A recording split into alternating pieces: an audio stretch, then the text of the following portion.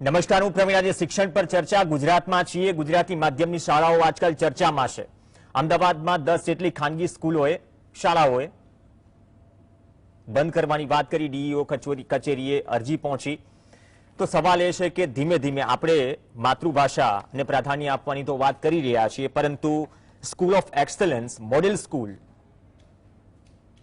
આ જે નામો કે પ્રોજેક્ટ આપણે મૂકીએ છીએ તેની સામે ગુજરાતી માધ્યમની શાળાઓ કેમ બંધ થઈ રહી છે તેની પાછળના કારણો પણ સમજવા જરૂરી છે. અથવા તો માતા પિતા,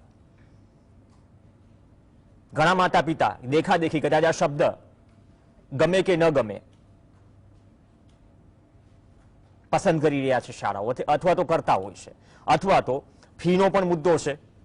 કોવિડ કાળમાં ઘણી બધી શાળાઓમાંથી જે ખાનગી શાળાઓ હતી તેમાંથી બાળકોને સરકારી શાળાઓમાં ડાયવર્ટ કરાય. એક રિપોર્ટ એ પણ છે કે હવે સરકારી શાળાઓમાં સંખ્યા વધી રહી છે, પણ ચિંતા એ છે કે સરકારી શાળાઓમાં એક તરફ શિક્ષકોની કમી છે, બીજી તરફ ગુજરાતી માધ્યમની શાળાઓ જો બંધ થતી હોય, નવી અંગ્રેજી માધ્યમની શાળાઓ સરકારી કેટલી છે કેટલી નહીં, વિધાનસભામાં જે આંકડો છેલ્લે આવ્યો તેના પરથી ઘણો બધો ગંભીર સવાલ ઉઠે કે આપણે પ્રોજેક્ટની વાત કરીએ છીએ અથવા તો 10 વર્ષ પછી શિક્ષણમાં અહીંયા પહોંચવાની વાત કરીએ છીએ, પણ એ શિક્ષણ, એક તો શિક્ષણ જ જો સામાન્ય જનતા કે આમ આદમી ના ગજવા બહારનું હોય, શિક્ષણમાં એટલો ખર્ચ કરીએ છીએ, ઉપરથી આપણે ઘણી બધી પેઢી, આ પહેલાની પેઢી જે ગુજરાતી માધ્યમમાં ભણી અને ભણ્યા બાદ કદાચ અત્યારે થોડો શું ટ્રેન્ડ બદલાયો છે, કારણો શું છે, આ કારણોની ચર્ચા કરીશું.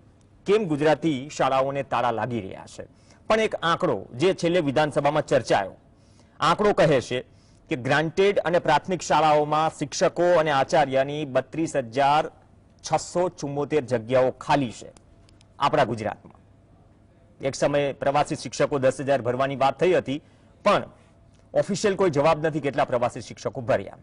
સરકારી શાળાઓની વાત થઈ રહી છે એટલા માટે.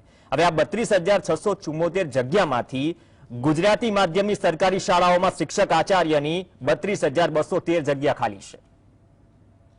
આ સરકારી આંકડો, વિધાનસભામાં ચર્ચાયેલો આંકડો. અને પછી સમાચાર મળે છે કે અમદાવાદમાં પૂર્વ વિસ્તારમાં 12 શાળાઓ બંધ થઈ, તેનો ઉપયોગ અકાઉન્ટ ઓફિસ તરીકે ક્યાંક કોર્પોરેશનના દવાખાનામાં થઈ રહ્યો છે. ઉપરથી 10 ખાનગી શાળાઓ જે છે તેમને અરજી કરી છે કે તેમને ગુજરાતી માધ્યમની શાળા બંધ કરવી છે. તો તાળા કેમ લાગી રહ્યા છે? ચર્ચા જરૂરી છે. એટલા માટે જ આજે કોઈ રાજકીય પક્ષના પ્રવક્તાને નથી બોલાવ્યા. ખોટા વાદ વિવાદમાં મુદ્દો ચવાઈ જાય તેના કરતા બેટર છે આટલા ગંભીર મુદ્દા પર શાંતિથી ચર્ચા છે. રેખાબેન વ્યાસ આપણી સાથે જોડાશે શિક્ષણવિદ તરીકે સ્ટુડિયોમાં. રેખાબેન, આપનું સ્વાગત છે. નાનકભાઈ ભટ્ટ જોડાશે કેળવણીકાર તરીકે. ભટ્ટ સાહેબ, આપનું પણ સ્વાગત છે. ટૂંક સમયમાં જ ભૂષણ નીરુ મહેતા પણ આપણી સાથે જોડાશે. ભટ્ટ સાહેબ, આપથી જ શરૂઆત કરીએ. કેમ ગુજરાતી માધ્યમની શાળાઓને તાળા લાગી રહ્યા છે? કેમ કે છેલ્લા 5 વર્ષના પણ આંકડાઓ જોઈએ તો એમાં ઘણી ગ્રાન્ટેડ શાળાઓ છે, ગ્રામ્ય વિસ્તારમાં સારી સંસ્થાઓ જેમને શિક્ષણનું સિંચન કર્યું અને આજે એ પેઢીઓમાંથી બહાર આવીને અલગ અલગ પદો પર લોકો બિરાજમાન છે. તો વર્તમાન સમયમાં આપણે સ્કૂલ ઓફ એક્સલન્સ, મોડેલ સ્કૂલની વાત કરીએ છીએ, પણ બંધ થતી ગુજરાતી શાળાઓ પાછળ કારણો કયા છે?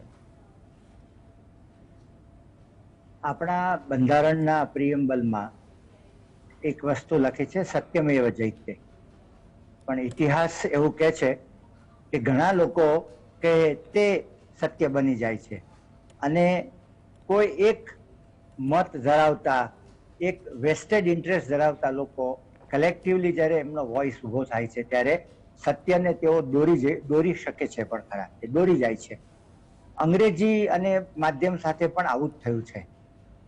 એક જુદા ઉદાહરણથી એક સંદર્ભ લઈએ તો આપણું આયુર્વેદ અને એની સામે એલોપેથી, એક હોલિસ્ટિક વ્યૂમાં સ્વાસ્થ્યને જે ચર્ચા કરે છે તે આયુર્વેદની સામે પ્રોબ્લેમ સોલ્વિંગ મેનેજમેન્ટ સિસ્ટમથી જે એલોપેથી કામ કરે છે એ આજે જીતી ગયું છે અને સત્ય મૂળભૂત રીતે હાસ થયું છે. માથું દુખે છે તો માથું દુખવાનું કારણ આયુર્વેદ આપે છે, પણ માથું દુખવાનું સોલ્યુશન ત્યારે એ જ વખતે પ્રોબ્લેમ સોલ્વિંગ છે તે એલોપેથી આપે છે, એટલે પોપ્યુલર થયું છે. એવું એક બીજું સત્ય દોરવાઈ ગયું છે, એનું એક ઉદાહરણ હું આપીશ. તે છે આપણા કાળઝાળ ગરમીમાં ખારા પાટમાં ઉભો રહીને મીઠું પકવતો અગરિયો, એને આપણે 12 થી 14 પૈસા આપીએ છીએ અને એ જ માર્કેટિંગને કારણે એને ટેબલ સોલ્ટમાં જ્યારે આપણે ફેરવી નાખો છો ત્યારે એને આપણે 250-300 રૂપિયા આપીએ છીએ.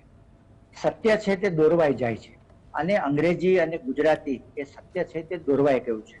હું જરૂર ગુજરાતના 28 લાખ કરતા વધુ ગુજરાતી શિક્ષકોને અપીલ કરીશ કે આપણા માટે ચેલેન્જ છે. એક સત્ય આપણા હાથમાંથી છીનવાઈ જઈ રહ્યું છે અને આપણે એક દર્શક બનીને જોઈ રહ્યા છીએ. આની સામે આપણે પ્રતિકાર કરવાનો છે અને એ પ્રતિકાર છે તે મા બાપો સાથે આપણે વિજ્ઞાનની વાત કરવાની છે. અંગ્રેજી કે ગુજરાતી એક કાન સુધી પહોંચતા શબ્દોમાં એ અંગ્રેજી છે, કાન સુધી પહોંચતા શબ્દોમાં એ ગુજરાતી છે, પણ કાનમાંથી જે માણસના મસ્તિષ્કમાં જાય છે તે ધ્વનિ જાય છે અને ધ્વનિનું ઇન્ટરપ્રિટેશન જે ન્યુરોન્સ કરે છે એ તો ચિત્રોમાં કરે છે. ત્યાં કોઈ ગુજરાતી અંગ્રેજી નથી. અને માતૃભાષા આપણે એટલા માટે કહીએ છીએ કે જે માં બોલે છે તે માતૃભાષા, માના ગર્ભમાં બાળકે જે ધ્વનિનું સ્પંદન અનુભવ્યું છે તે માતૃભાષા. અને એને કારણે જ્યારે બાળકના ન્યુરોન્સ ચિત્ર ઊભું કરે છે ત્યારે એ ચિત્રમાંથી બાળકની અભિવ્યક્તિ આવે છે, અભિવ્યક્તિમાંથી એનો કોન્ફિડન્સ આવે છે અને કોન્ફિડન્સમાંથી એની ક્રિએટિવિટી આવે છે. શિક્ષકોએ આ વાત વાલીને સમજાવવાની જરૂર છે કે માર્કેટિંગને કારણે આપણે દોરવાય નહીં, પણ આપણા બાળક ક્રિએટિવ બનશે તો 5 વર્ષ સુધી 8 વર્ષ સુધી જ્યારે એની રેમ મેમરી તૈયારી થાય છે. આપણા ફોનમાં આપણી રેમ મેમરી ડિલીટ નથી કરી શકતા. માણસના મસ્તિષ્કમાં, કારણ કે આ પણ આપણું બાયો કમ્પ્યુટર છે, બાયો કમ્પ્યુટરમાં જ્યારે રેમ મેમરી તૈયાર થતી હોય છે ત્યારે માતૃભાષામાં થાય તો જ એ ઇફેક્ટિવ રહેશે. અને એક વખત આત્મવિશ્વાસ, સર્જનશીલતાથી બંધાયેલો છોકરો, વિદ્યાર્થી ભવિષ્યમાં પછી કોઈ પણ ભાષામાં એ બહુ ઇઝીલી શિફ્ટ કરી શકે. આઇન્સ્ટાઈને પણ કહ્યું છે કે knowledge is not a vertical, is a circular. એક વસ્તુનું જ્ઞાન જો સારી રીતે બાળક પામશે તો પછી બીજા બધા જ્ઞાનો બહુ ઇઝીલી થશે. શિક્ષકોએ આ વાતને ચેલેન્જ તરીકે લઈ અને આપણે વાલીઓ સુધી પહોંચાડવાની છે. હું એક ઉદાહરણથી મારી વાતને પૂરી કરીશ. કેટલાક વર્ષો પહેલા આપણે આપણા શિક્ષણમાં સેક્સ એજ્યુકેશન ને ઇન્વોલ્વ કરેલું, પણ સમયાંતરે આપણને ખબર પડી કે એવા શિક્ષણની, અલાયદા શિક્ષણની જરૂર નથી. બાળક એની ઉંમરે સહજ રીતે શીખી જાય છે. આ વાત આપણી માતૃભાષા એ અંગ્રેજીની સંદર્ભે છે. અંગ્રેજી શીખવવાની જરૂર નથી, એ ઘણું વહેલું છે. જ્યારે બાળકમાં આત્મવિશ્વાસની જરૂર છે, એનામાં ઇન્ટરપ્રિટેશનની જરૂર છે, એનામાં તર્ક ઉભો કરવાની જરૂર છે, ત્યારે એના મસ્તિષ્કને તમે અંગ્રેજી આપીને વિઘ્ન ન ઉભા કરો. શિક્ષકો જો વાલીઓને આ સમજાવે તો મને લાગે છે કે ભાષા એ કોઈ પ્રશ્ન જ નથી, કારણ કે ભાષા બહાર છે, અંદર છે તે ધ્વનિ, અને ધ્વનિનું રૂપાંતર છે તે ચિત્રમાં થાય છે. ઓકે, બહુ જમીની સ્તરથી અને ખરેખર જે મર્મ છે માતૃભાષાનો અથવા તો જે બાળકનું ઘડતર થાય ત્યાંથી તમે વાત કરી. સારું એ ફાઉન્ડેશન, એક મંચ તૈયાર થયો આ ચર્ચાને. રેખાબેન, જે સાહેબે વાત કરી માર્કેટિંગનો જમાનો છે, આમાં તો શું સારી એપ્લિકેશન, પેમ્પલેટ છપાવી દો, એકાદ એપ્લિકેશન, એ પછી ભલે ને એક બંગલોમાં ચાલતી હોય ને થોડું આર્ટિફિશિયલ ગ્રાસ લઈને આપણે પ્લેગ્રાઉન્ડ રાખી દઈએ, એ પ્રકારનું અત્યારનું શિક્ષણ છે. પ્રી સ્કૂલમાં તો કોઈ ધારાધોરણ કે નિયમો તો છે જ નહીં. પણ ઉપરથી ભટ્ટ સાહેબે જે વાત કરી કે શિક્ષકોનું દાયિત્વ છે કે વાલીઓને સમજાવે, પણ અહીંયા જે નાના વિસ્તારોમાં સંસ્થાઓ છે, વર્ષોથી કામ કરે છે, અથવા તો ગ્રાન્ટેડ કે પ્રાથમિક શાળાઓની જે સ્થિતિ છે, મેં જે શિક્ષકો આચાર્યોની જગ્યા જે ખાલી જે છે એનો આંકડો તમને આપ્યો, તો આ પરિસ્થિતિમાં વાલીઓએ શું સમજવું, વાલીઓને ગાઈડ કોણ કરશે, માર્ગદર્શન કોણ આપશે, અથવા તો સ્વયંભૂ એને સમજવું પડશે કે અત્યારની સ્થિતિએ કોમ્પિટિશનમાં જે કંઈ પણ હોય, આ તો એવું છે કે મારા દીકરાને કે દીકરીને ભાઈ એબીસીડી નહીં આવડે તો એટલું અંદરથી ફીલ કરશે, એ વાત અલગ છે, ભલે કક્કો ના આવડે 7મા ધોરણ પહોંચતા. તો અત્યારની આ સ્થિતિને આપ કઈ રીતે જોઈ રહ્યા છો? ખૂબ ખૂબ આભાર પ્રવીણભાઈ.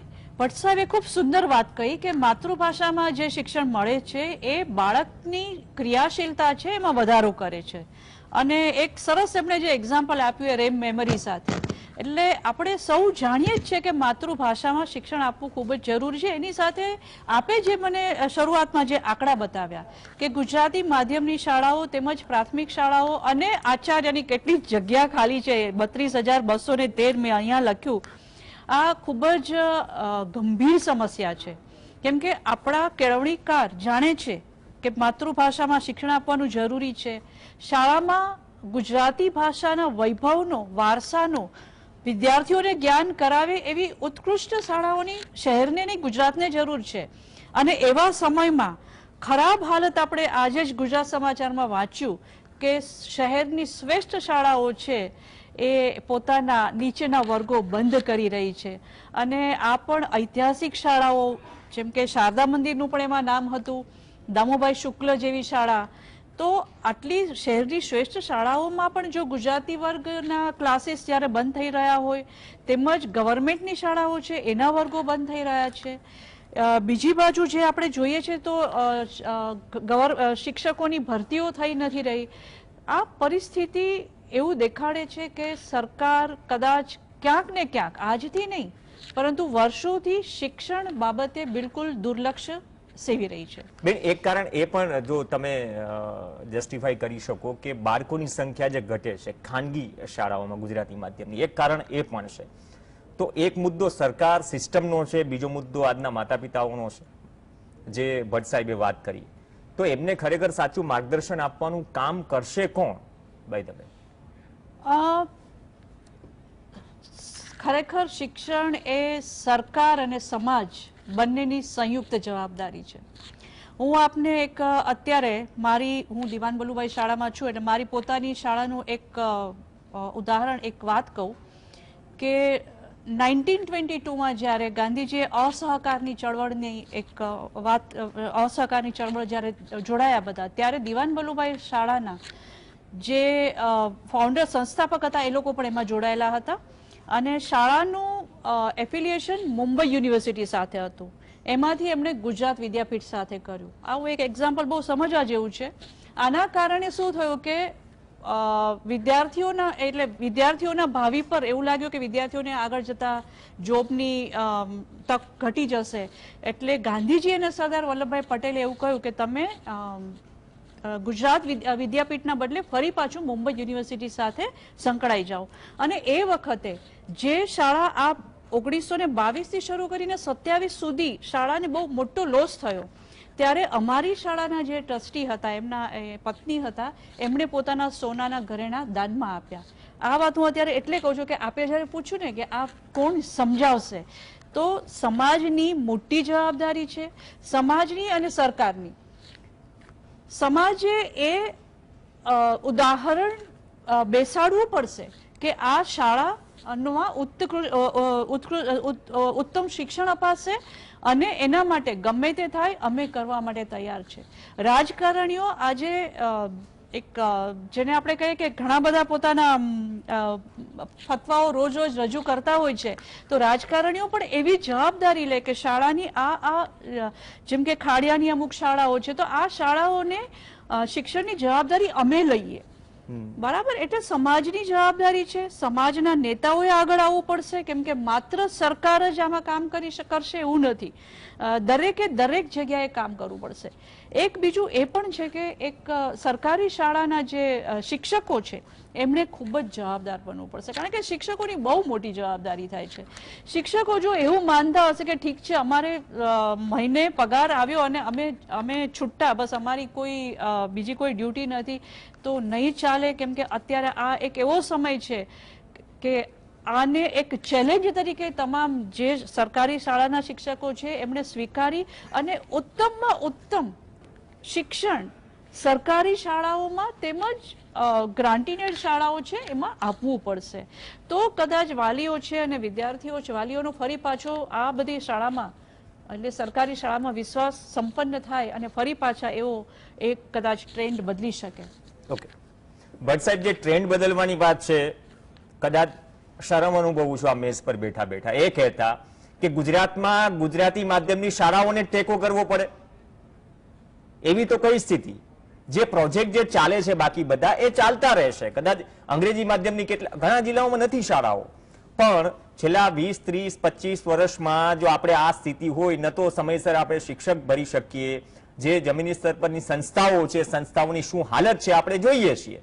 હવે જમીની સ્તર ઉપર જ જો ગુજરાતી માધ્યમ કે ગુજરાતી ભાષાની શાળાઓ કે આ તમામ સંસ્થાઓના પાયા જર્જરિત કરી નાખવામાં આવ્યા હોય, તો પછી જે ટ્રેન્ડની વાત કરી, આ ટ્રેન્ડ બદલવા માટે સામે હાથ કોણ ઝાલશે?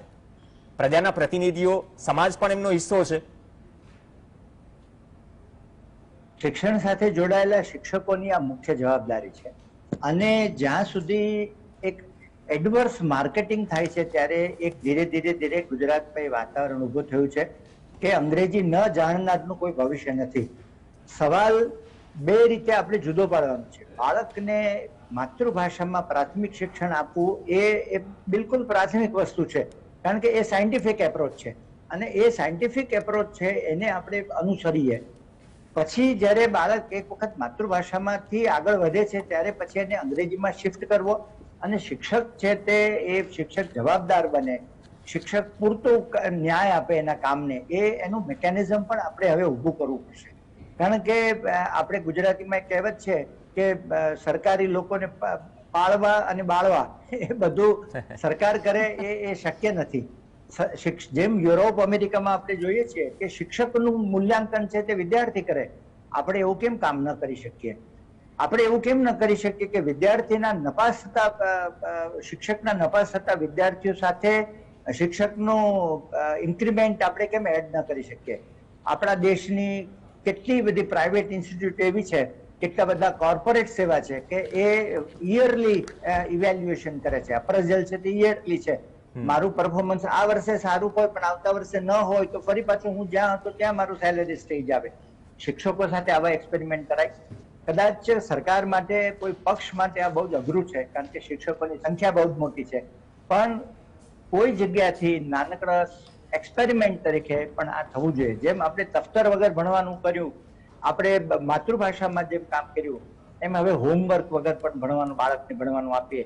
આ બધા જો એક્સપેરિમેન્ટ આપણે નાના ક્ષેત્રમાં પણ એક શાળા પૂરતું, એક વર્ગખંડ પૂરતું જો કરીએ તો આ સેટઅપમાંથી બહાર આવીએ. કારણ કે આપણે સેટઅપની ચર્ચામાં જ આખો સમય બગાડીએ છીએ અને એન્ડ રિઝલ્ટ તો આપણે પહોંચતા નથી. સવાલ છે તે એન્ડ રિઝલ્ટ છે. સવાલ એવો છે કે એક માણસ છે એને કેન્સર છે અને રોજ એના જીવનના 10 દિવસ ઓછા કરે છે અને આપણે એક દિવસ જુવારાનો પ્રયોગ, એક દિવસ આદુનો પ્રયોગ, એમાં આપણે જાતના પ્રયોગો કરીએ છીએ. સવાલ એવો છે કે માણસને 10 દિવસ જીવનમાં રોજ ઓછા થાય છે. શિક્ષણની બે હાલ એટલી બધી ખરાબ સ્થિતિ જતું જાય છે અને આપણે જુદા જુદા એક્સપેરિમેન્ટ કરવાની વાત કરીએ છીએ, આપણે સ્ટ્રક્ચરલ ફેરફારની વાત કરીએ છીએ. રવિન્દ્રનાથ ટાગોરે પણ આ એક કાવ્યમાં જુદી રીતે પણ શિક્ષણની આ દશાને કીધી હતી કે ઈંટો ફેરવ્યા કરવાથી, રૂમો ફેરવ્યાથી શિક્ષણનો મૂળભૂત સુધાર નહીં થાય. મૂળભૂત સુધારની જરૂર છે. જી ધન્યવાદ ભટ્ટ સાહેબ. ભૂષણ નીરુ મહેતા પણ આપણી સાથે જોડાઈ ગયા છે. ભૂષણભાઈ, અત્યાર સુધીની ચર્ચા એ નીકળી કે આપણે ગુજરાતમાં રહીને ગુજરાતી માધ્યમની શાળાઓને ટેકા-ચોકા કરવા પડે તો એ કેટલી શરમજનક બાબત. આમનામ જ તાળા લાગતા રહેશે અથવા તો આ ટ્રેન્ડની અત્યારે જે ચર્ચા છે કે આ ટ્રેન્ડ બદલાશે ક્યારે? પાયાથી જે ઘડતર મળવું જોઈએ, એટલે માતૃભાષા અને પ્રાધાન્ય આપવાની આપણે વાત તો કરીએ છીએ, પણ સ્થિતિ આપણી સામે છે કે આ માત્ર દેખાડો કરવા જેવી બાબત છે.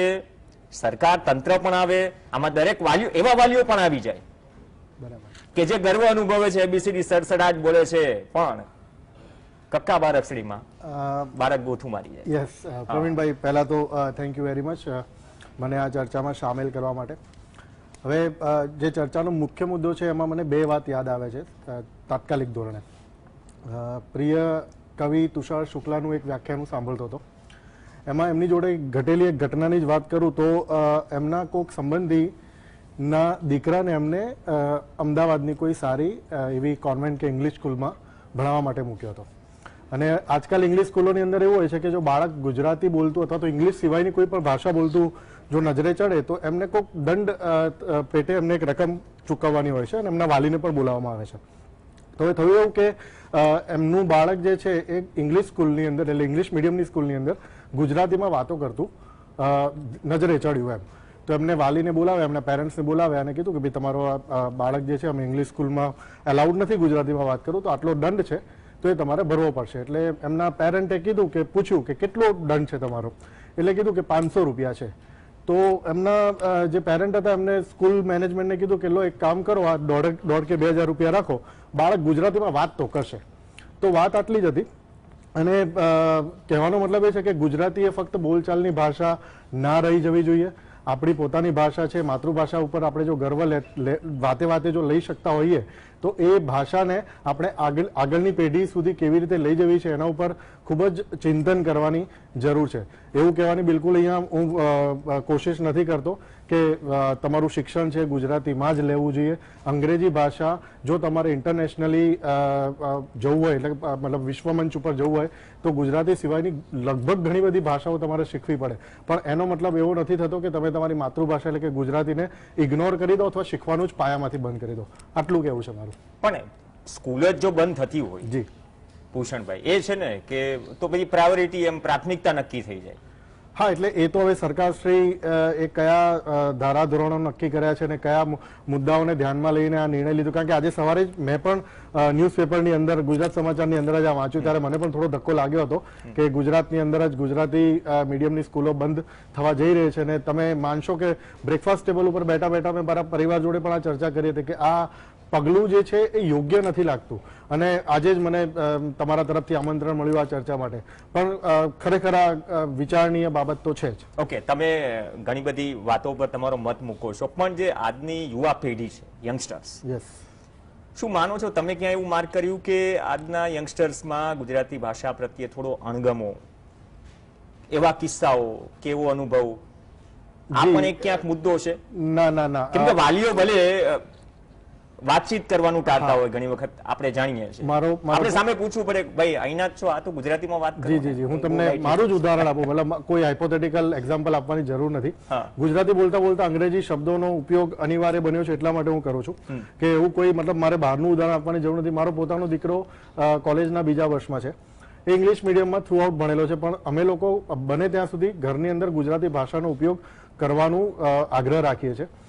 ઘણા બધા ગુજરાતી ગીતો હું પોતે સાંભળું છું, તો મેં એ અપબ્રિંગિંગ કર્યું છે. મેં મારા બાળકને કંઈ મારા દીકરાને જોર જબરજસ્તીથી ગુજરાતી શીખવવાનો કોઈ પ્રયત્ન નથી કર્યો, પણ મેં એને કોઈ વાતાવરણ પૂરું પાડ્યું છે કે જેથી કરીને મારી ભાષા આપોઆપ એના સુધી પહોંચે છે. અને એ પણ એ ગુજરાતી ભાષાના ઘણા શબ્દો છે કે જે એની ઉંમરના એના મિત્રોને ખબર નથી હોતા, પણ એ ભાષામાં બહુ સરળતાથી વાત કરે છે. તો ગમો અણગમો એ આપણે એમને કેવું વાતાવરણ આપીએ છીએ એના ઉપર છે. હા, તમે જે કીધો એ મુદ્દો કે વાલીઓ જ જ્યારે ખચકાતા હોય કે my son does not know Gujarati language, he knows only English because English is very mighty language, તો આ પછી ચિંતાનો વિષય છે.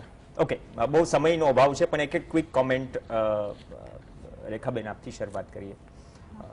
વાતાવરણ જરૂરી છે પૂરું પાડવું બધે, એ ઘરમાં પણ શિક્ષણ વિભાગ, સરકાર, જો આપણે બદલાવ લાવવો હોય અથવા તો બેઝ મજબૂત કરવો હોય માતૃભાષા,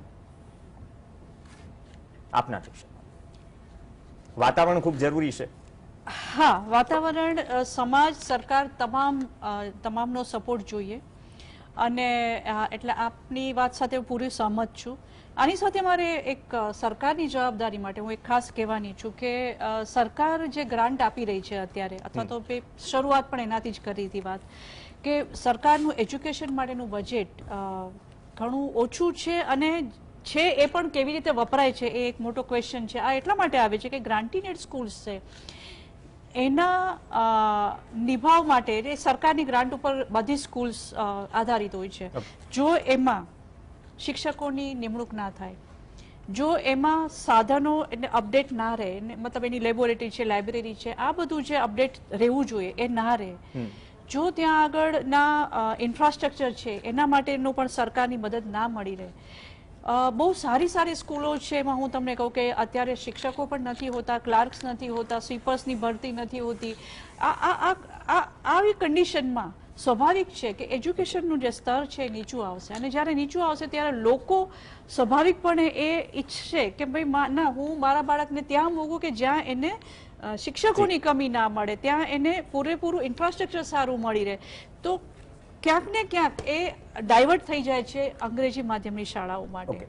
આજે મારી પોતાની શાળા સાહેબ 20 લાખની વર્ષમાં ખોટ કરે છે. ગ્રાન્ટીનેડ શાળાની વાત કરું છું.